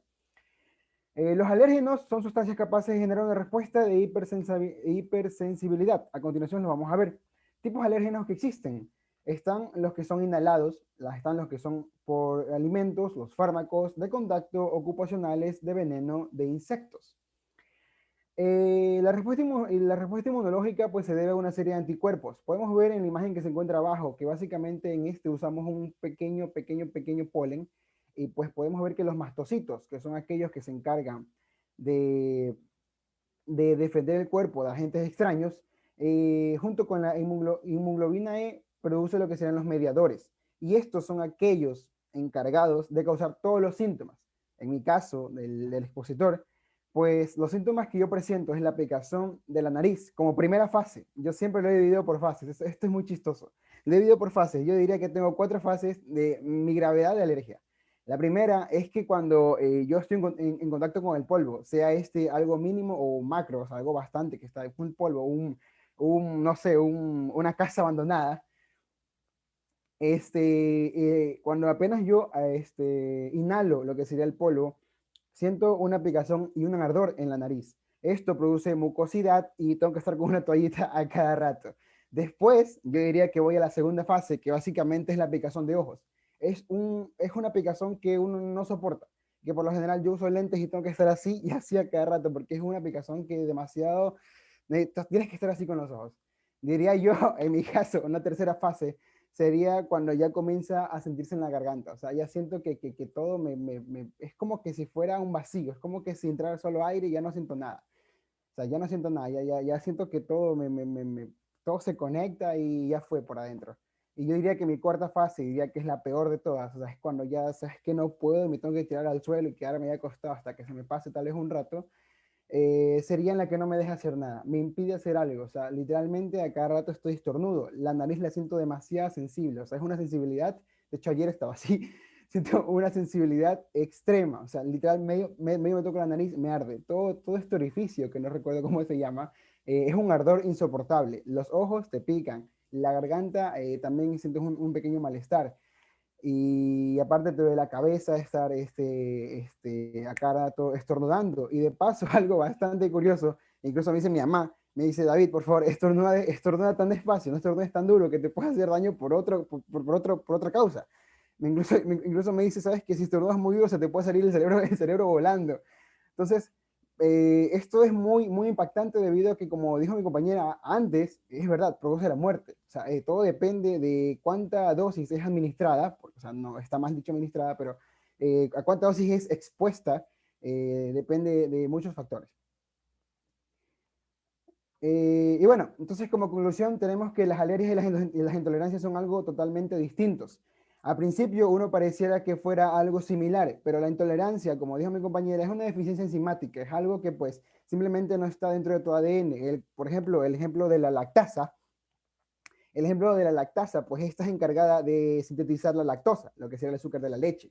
Sin embargo, existen tratamientos. Por ejemplo, yo he visto que justamente este caso en específico, existe lo que sería una pequeña pastillita, si mal no recuerdo, te la tomas, creo que son 10 horas antes de cuando vayas a comer algún alimento que contiene esta lactosa, y pues el cuerpo genera lo que sería la enzima para poder procesar el azúcar de la leche. Y por lo general la intolerancia es son causadas por cosas alimentarias. Sin embargo, las alergias es algo totalmente distinto. Existen los alérgenos, en mi caso es el polvo, en otro caso puede ser el polen, en otro caso puede ser la picadura de abeja, e incluso los gatos, y hay diferentes tipos y muchísima variedad de alérgenos. Esta es una exageración del sistema inmune. La verdad es que yo no lo sabía. Sinceramente, yo toda la vida he sufrido alergia desde que tengo conciencia, desde que soy pequeño. Sin embargo, también barro la casa, obviamente, pero me pongo mascarilla. Cuando arreglo mi cuarto me pongo mascarilla y es algo bastante incómodo. Entonces, es una exageración del sistema inmune. Y yo también lo siento así, porque el polvo no es algo que siento que es algo mortal para eso, no es algo mortal que nos pueda causar a cualquiera. Pero sin embargo, yo creo que puede llegar a ser un poco mortal para mí si me expongo demasiado al polvo. y como puede decir, puede conducir a la muerte. Todo depende de la dosis, a la que es expuesto. Y pues tenemos dos imágenes, en este caso a Lisa Simpson, que se encuentra es alérgica al polen, que se encuentra con unas plantitas en el bosque, y en el otro lado tenemos a Bart, que a lo mejor pues es intolerante a la lactosa y pues se puede ir al baño. Listo, muchas gracias, Miss. Excelente, muchas gracias por esas últimas imágenes asociadas a las patologías. Me gustó muchísimo la presentación, al igual que los demás grupos. Tengo una pregunta nuevamente con respecto a ustedes que creen que es más fácil de manejar, una intolerancia o una alergia.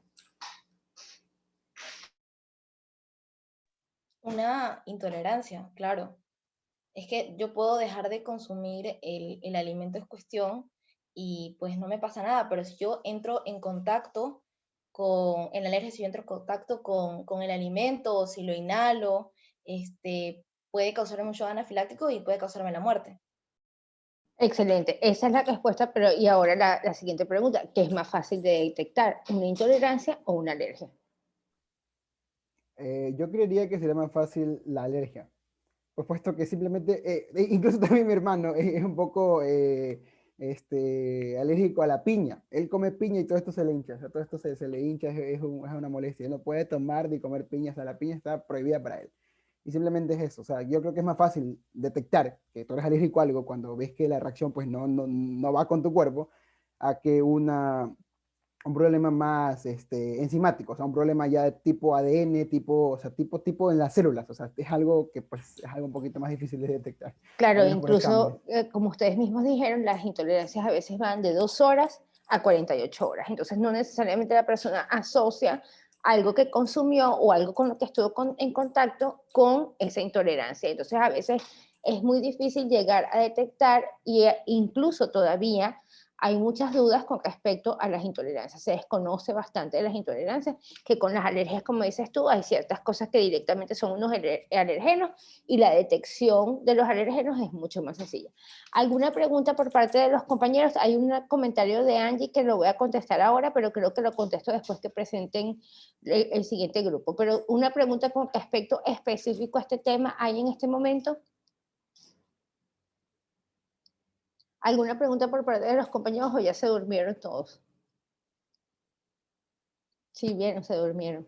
Yo creo que este tema es un poquito bastante interesante, puesto de que yo sufro de alergia y cuando me ven así alérgico salgo a la calle, no salgo muy frecuente por esto mismo, sienten que tengo COVID y es una molestia, es una molestia. Incluso me acuerdo que una vez fui a una reunión, una pequeña reunión y andaba alérgico, fue fatal, fue fatal.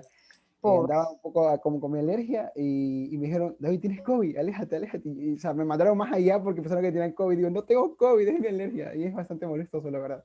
Y yo Sí, creo sí, que, además que tú no lo puedes controlar. Incluso tiene, como dices tú, niveles de gravedad.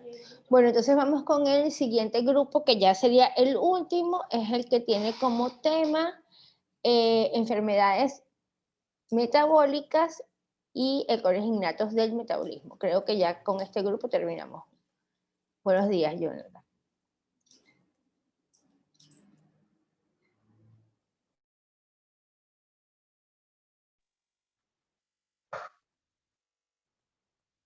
Buenos días, mis compañeros. Nosotros somos el grupo, yo soy Carla Arias y nuestro grupo está conformado por Doménica Gómez, Antonio Morocho, Jonathan Vera, Jordi Reyes y Angie Pozo. Nosotros vamos a tratar sobre las enfermedades metabólicas y los errores innatos del metabolismo.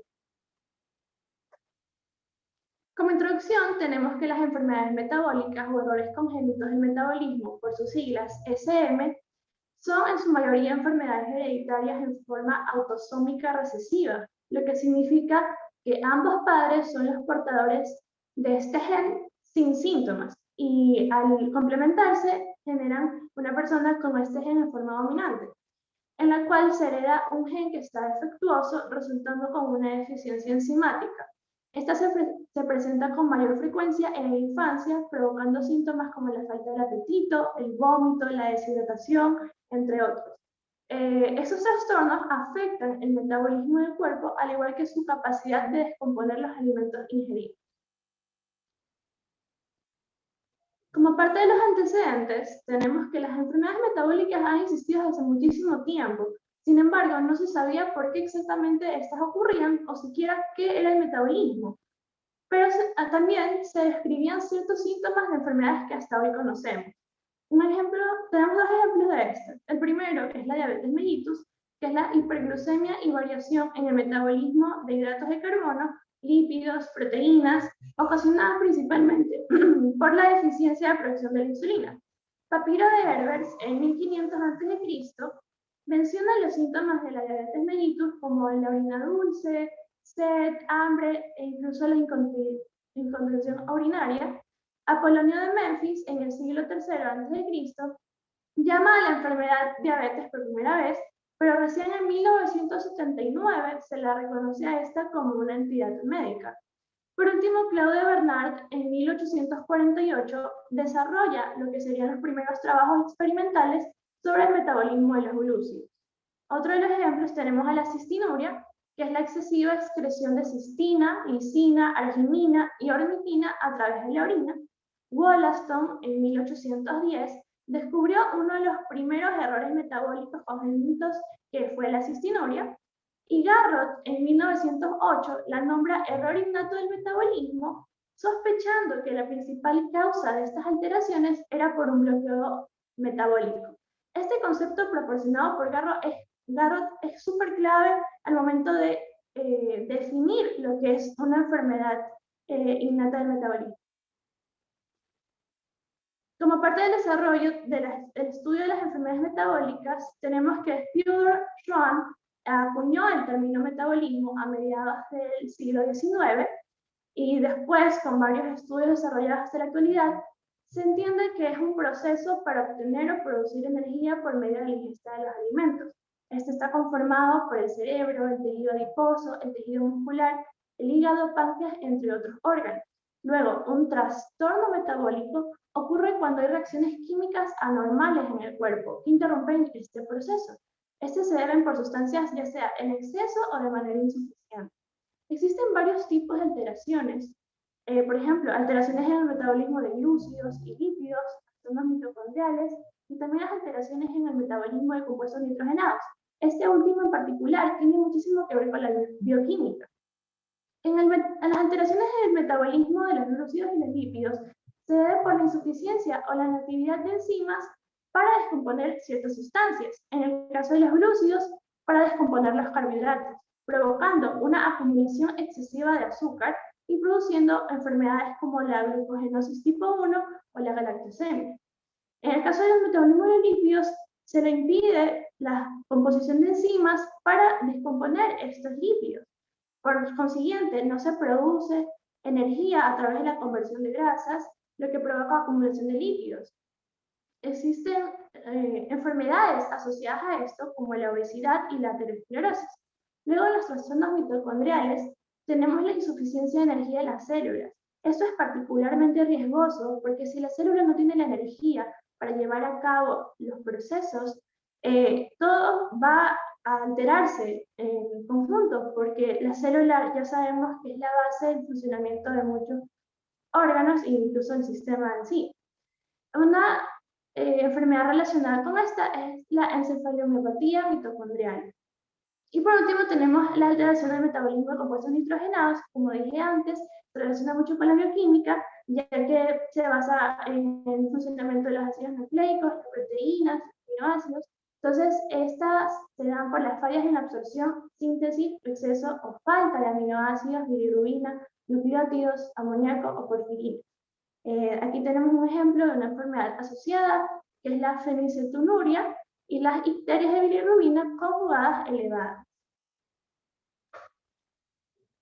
Ahora, el estudio de los errores innatos del metabolismo. Como decíamos en la introducción, este se caracteriza por presentarse la mayoría de veces en la edad pediátrica, que corresponde de 0 a 11 o 14 años, y también se caracteriza por ser una enfermedad monogenética de herencia autosómica recesiva. Estos, como decía Garrod en 1908, son bloqueos de pasos metabólicos debido a la mutación de genes responsables del funcionamiento del mismo. Se divide según los síntomas en agudo de periodo neonatal, agudos, recurrentes y de inicio más tardío, crónicos y progresivos, y específicos y permanentes característicos. En los agudos en el periodo neonatal, estos se reconocen con rechazo de alimentación, vómitos explosivos o letargia. Es importante saber que en el periodo neonatal los niños no tienen la capacidad de expresar de alguna manera que están siendo invadidos o afectados, por eso sus más comunes formas de expresión son estas. Luego, los síntomas agudos y recurrentes de inicio más tardío son desencadenados por enfermedades infecciosas, fiebre e ingestas excesivas de proteínas. Los síntomas crónicos y progresivos ya vemos que se extrapolan. No se trata solamente de ahora una parte del sistema, sino ahora son digestivos, neurológicos y musculares. Y por último tenemos los específicos y permanentes característicos que presentan un patrón típico de dismorfia. Estas dismorfias se presentan en los órganos implicados, puede ser en uno como puede ser en varios. Para todos estos síntomas se requiere un diagnóstico precoz y el uso correcto de las opciones terapéuticas para asegurar la sobrevivencia del individuo. No se habla de una cura como tal porque, como vimos, son errores innatos en metabolismo, entonces la cura se imposibilita en muchos casos.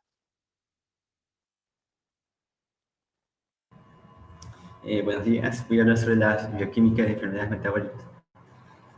Las enfermedades metabólicas se caracterizan por la deficiencia de al menos una enzima en alguna vía metabólica, y bueno, se las puede clasificar en 3 grupos según lo que pueden producir en el cuerpo humano. En primer lugar tenemos las que producen intoxicación, que bueno, puede deberse a la acumulación de algún metabolito a niveles tóxicos, como ocurre en la enfermedad de jarabe de arce. También tenemos las que producen deficiencia energética, que, bueno, estas suelen estar relacionadas con desórdenes en la cadena de transporte de electrones de la mitocondria. Y por último lugar tenemos las que producen defectos en la síntesis y el catabolismo de moléculas complejas.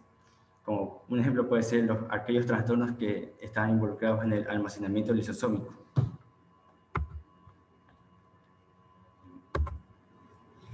Bien, muchas enfermedades metabólicas pueden ser causadas por una condición llamada acidosis metabólica, que bueno, esta consiste en la reducción de iones de bicarbonato de sodio en la sangre.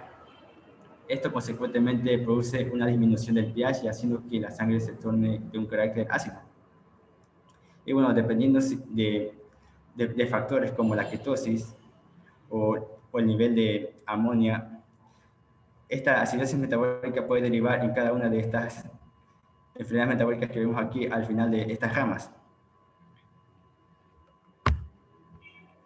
En esta imagen nosotros vemos la ruta metabólica de 3 aminoácidos, que son la valina, la isoleucina y la leucina, que bueno, con la acción de la aminotransferasa son transformadas en ácidos ketónicos, que bueno, estas son formas tóxicas que si no se eliminan rápido pueden producir lo que es la enfermedad de orina de Murphy. Esto ocurre si la enzima que las elimina, o sea, esta que es la deshidrogenasa, empieza a fallar o empieza a tener deficiencias. Bueno, si seguimos con la ruta metabólica de estas 3 aminoácidos, tenemos que aquí se puede producir otra enfermedad metabólica si alguna de estas enzimas deshidrogenasas llegase a fallar. Bueno, ya que pues estas moléculas se pueden acumular en niveles tóxicos.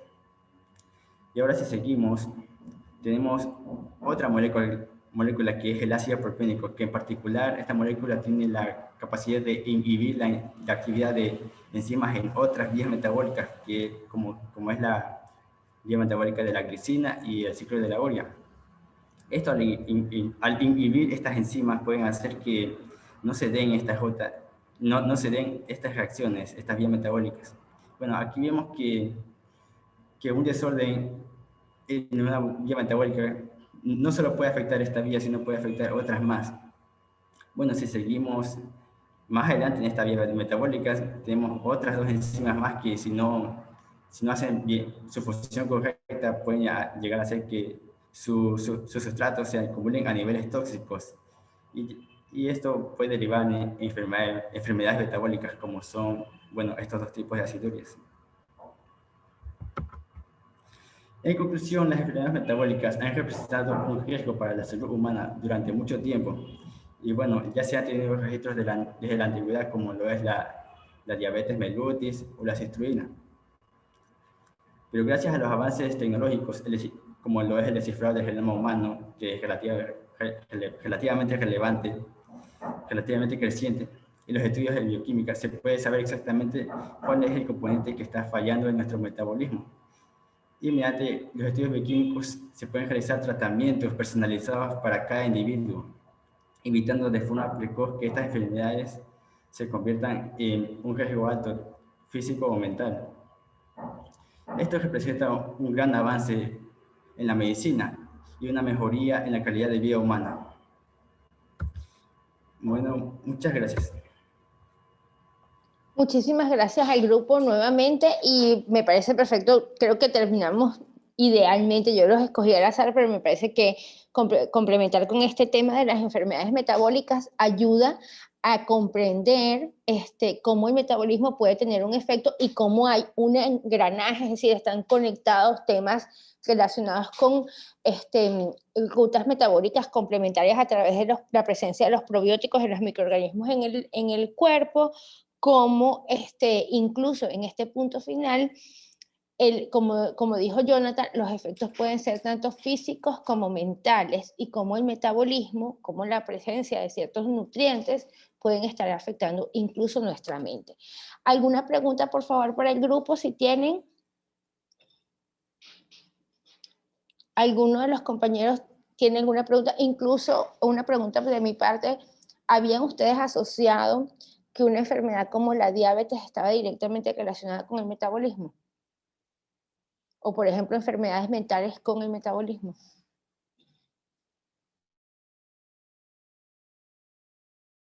Previo a su estudio, es decir, previo a haber desarrollado su trabajo, ¿ustedes tenían claro estas asociaciones directas? Por ejemplo, en mi caso, yo como tal no había asociado enfermedades como la diabetes, pero sí otras enfermedades pensé que tenían que ver como lo que es la obesidad, porque y problemas que tienen que ver con sobrepeso, porque muchas veces hay personas que suben de peso incluso hasta por tomar agua. Entonces ya no es un problema de la persona, sino ya es un problema de algo interno que le está fallando, y en este caso sí se podía relacionar con lo que tenía que ver el metabolismo. Claro, generalmente nosotros vemos como el metabolismo, como esta persona tiene un efecto metabólico, ¿verdad? Muchas gracias, Jordan, por tu participación, pero fíjense cómo es mucho más fino, es decir, el metabolismo está inmerso en gran cantidad de procesos y es por esto que como incluso casos de enfermedades mentales están asociadas precisamente a problemas metabólicos. ¿Existe algún tratamiento para las enfermedades metabólicas? Y sí, ¿cuál sería? A ver, los tratamientos surgen principalmente de reconocer la enfermedad. En el caso de los errores innatos del metabolismo, que los nombraron este grupo, ya existen protocolos para seguir en caso de detectar, porque como decían ellos, en los primeros estadios de vida, los niños no se puede reconocer rápidamente a qué se trata o qué es lo que está desarrollando la enfermedad, y se ha hecho como una rutina a nivel internacional, porque lo impuso la Organización Mundial de la Salud, el tema de la gota de sangre en el talón. Seguramente ustedes, porque son todos cerca de los 20 años, sus papás les hicieron esa prueba cuando nacieron, antes de la edad de ustedes, y por muchísimo tiempo no se hacía este despistaje metabólico o despistaje de errores innatos del metabolismo, que les ayuda en momentos muy tempranos a descubrir qué es lo que es, a modificar la dieta y a tomar algunos medicamentos específicos para estas enfermedades metabólicas. Las estrategias han sido quizás no las más adecuadas, pero son las que se utilizan. Por ejemplo, enfermedades metabólicas como la diabetes se suplementan con el uso de medicamentos, hormonas como la insulina, pero yo creo que en el tiempo vamos a ir transformando esto más hacia modificaciones en la conducta, porque hay personas que cuando están en las primeras etapas, como es la resistencia a la insulina, se les hace cambios en la dieta y deporte, y estas personas se recuperan, es decir, no llegan a tener diabetes. Entonces, estas pueden ser alternativas bastante buenas. Había otra, sí. Quería dar otro pequeño Gracias, acotación, que era precisamente esto de lo que preguntó mi compañero ahora último, que había visto un tipo de reportaje que era de Argentina, en donde y era de hace 4 años, donde ya se decía que en ciertos laboratorios ya se podían hacer lo que era el análisis para poder identificar hasta 50 enfermedades metabólicas, incluso a personas embarazadas, para saber si el bebé que viene va a tener o sufrir una de estas enfermedades metabólicas simplemente con una muestra de sangre de la madre. Entonces, actualmente me imagino que se ha desarrollado mucho más eso, y por ende sí hay lo que son más tratamientos y más formas de prevenir. Y de detectarlo. Hay de detectarlo. Sí, incluso ahora están los screenings genéticos e incluso en pacientes con cáncer ahora se utiliza el screening genético como una alternativa para hacer una farmacología perfectamente adecuada al cáncer, porque hay personas, por ejemplo, que en algún momento se les daba una terapia para el cáncer que no era exactamente la adecuada porque no había un perfecto reconocimiento del tipo de cáncer que tenía la persona. Y al día de hoy, muchos médicos utilizan esta alternativa para descartar unos fármacos y utilizar otros específicamente. Antes de terminar, quiero contestar la pregunta que hizo Angie. Angie puso en el grupo la siguiente pregunta. Aquellas personas que no pueden consumir carbohidratos, ¿qué otras fuentes de energía tienen? Y si se encuentran en un estado de cetosis constante. Las personas que no pueden consumir carbohidratos no es un problema no consumir carbohidratos porque hay otras moléculas que dan precursores de los carbohidratos, como es el caso de los lípidos. Cuando consumimos lípidos, principalmente en las grasas, lo que tenemos es triglicéridos.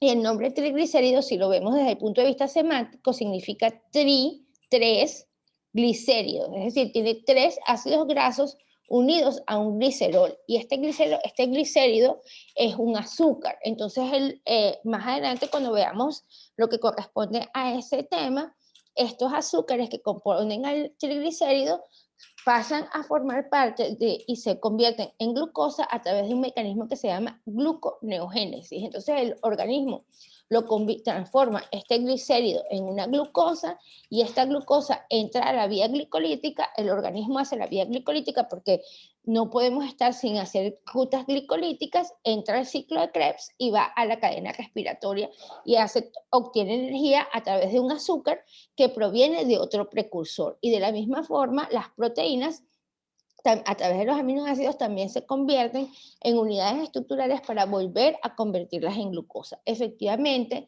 existe una cetosis en este tipo de personas, las que no consumen azúcares, pero siempre hay un sostenimiento por la transformación de las moléculas y convertirlas nuevamente en azúcares en el organismo, que hace que tengamos un pool de glucógeno en los músculos, por ejemplo, para respuestas rápidas, en el hígado, para necesidades de glucosa, por ejemplo, por parte del cerebro. El cerebro consume prácticamente una gran parte de la glucosa que consumimos, la consume el cerebro porque es su fuente de combustible preferido junto con la cetona. Pero hay algunos científicos que dicen que una sobreexposición a cuerpos cetónicos por parte del cerebro no se conoce realmente qué tan bueno puede ser. Sí, el metabolismo cerebral, que las neuronas consumen principalmente glucosa en condiciones normales, y cuando hay cetosis, los cuerpos cetónicos son su principal combustible, es decir, nunca se quedan sin el combustible más rápido, y los combustibles más rápidos en este caso son los cuerpos cetónicos y las glucosas. Eso lo veremos más adelante en clase. Bueno, ya vamos a tener las casi 2 horas de presentación, y ya es las 9, yo sé que ustedes tienen sus clases, los felicito porque fueron excelentes exposiciones por parte de todos. El video lo voy a lo voy a colocar en YouTube, en mi canal, yo les pasaré, les recomiendo que lo compartan porque de verdad que los trabajos fueron muy buenos y vale la pena que sean compartidos con sus compañeros y con sus familiares. Voy a hacer como los youtubers, denle like. Muchísimas gracias, y antes de terminar vamos a tomar, a todos los que puedan, por favor, que prendan la cámara para tomar una foto de la presentación final.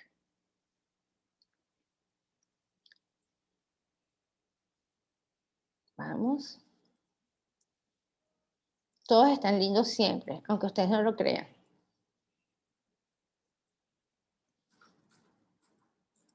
Ok, voy con la primera. Me faltan por aquí algunos. Voy con la primera pantalla.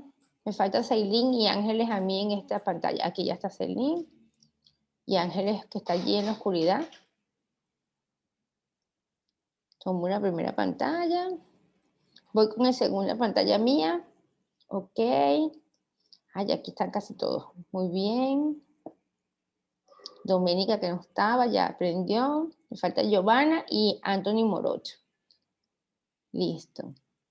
Muchas gracias a todos, los felicito. De verdad que fue una excelente presentación y un excelente trabajo por todos los grupos. Y les invito a seguir así como hasta ahora, porque la verdad es que eso les va a ayudar mucho a comprender todo este tema del metabolismo. Todo este trabajo, aunque ustedes no lo crean, es una base fenomenal para todo lo que viene ahora del estudio del metabolismo. Ángeles prendió su cámara por fin y la pude ver. Bueno, muchas gracias. Que tengan feliz día, chicos. Comparto luego el link del video. Gracias, Gracias, chao. Gracias a ustedes. Chao. Felicitaciones. Gracias. Gracias, Miss.